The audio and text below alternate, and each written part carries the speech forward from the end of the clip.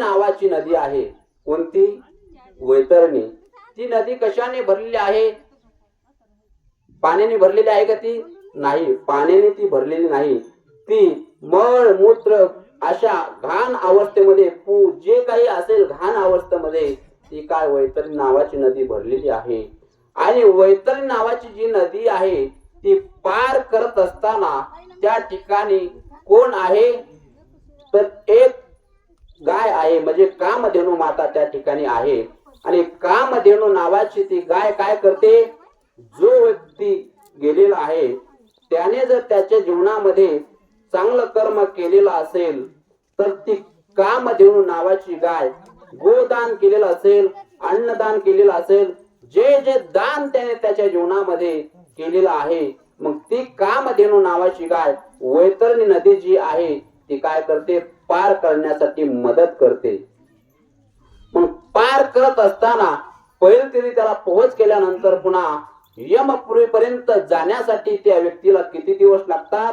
तर 39 दिवस लागतात. आणि पुन्हा तिथून पुढे स्वर्गापर्यंत जाण्यासाठी किती दिवस लागतात?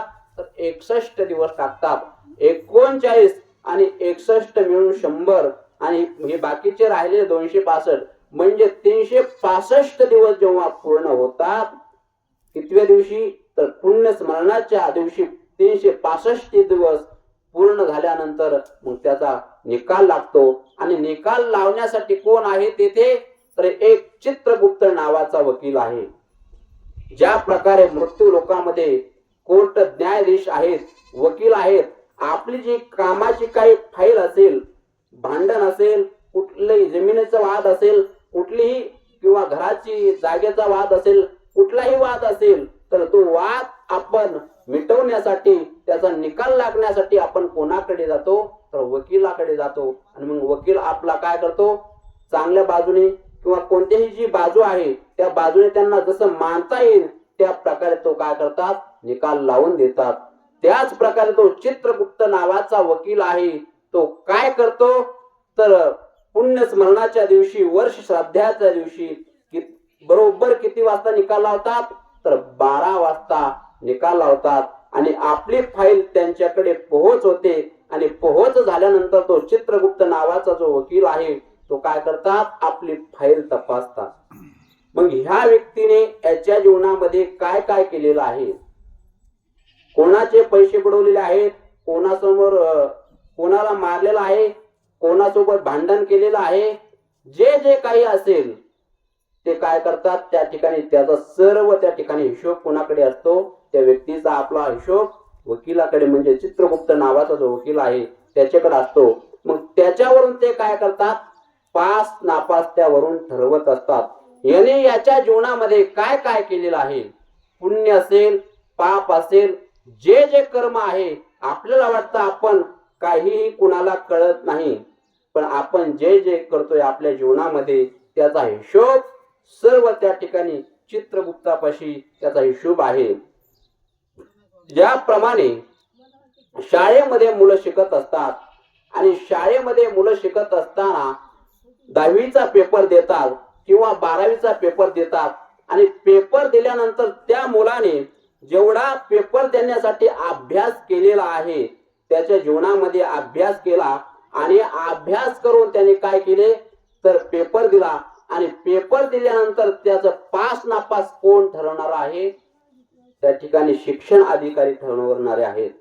मग शिक्षण अधिकारी काय करतात?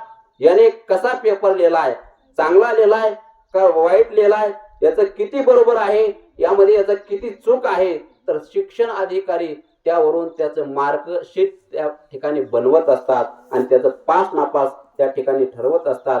आणि मग त्याने जर चांगला पेपर लिहिला तर मग त्याचा पुढचा मार्ग जो आहे, पास झाला तर त्याला 12वीच्या वर्गामध्ये बसता येतं. 12वीचा पेपर तो पास झाला तर पुन्हा first year, second year, third year असे जे वर्ग आहेत, MA जे शिक्षण असेल पुढचं, त्याला ते चालू करता येतं आणि चालू राहतं.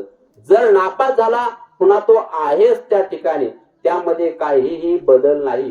म्हणून तो मुलगा त्याने त्याच्या जीवनामध्ये खूप चांगला पेपर दिला, खूप अभ्यास केला आणि मग तो पास झाला. आणि पास झाल्यानंतर त्याचे त्याच्या जीवनामध्ये चांगलं काय झालेलं आहे, परिवर्तन झालेलं आहे. खूप पैसा मिळाला, गाडी बंगला, जे काही आयुष आराम आहे ते सर्व त्याला मिळालं. कशामुळे मिळालं? तर त्याने त्याच्या जीवनामध्ये खूप अभ्यास केलाय, त्यामुळे त्याला ते मिळालेलं आहे.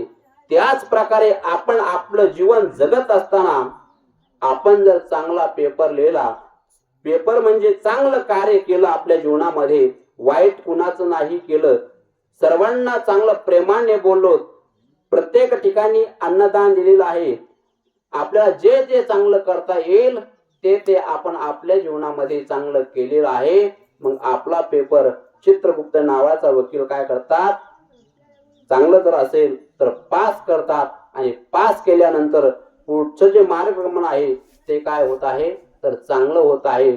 म्हणून आज ह्या आशाबाई चितळकर गेलेल्या आहेत, यांचा निकाल आज किती वाजता लागणार आहे, बरोबर 12 वाजता लागणार आहे. म्हणून देवाकडे एकच विनंती करायची आहे की या ज्या व्यक्ती गेलेल्या आहेत यांना काय करा, जसं कर्म असेल त्या प्रकारे भगवंताला विनंती करायची की तुमच्यापाशी चांगली जागा देण्याचा प्रयत्न करा.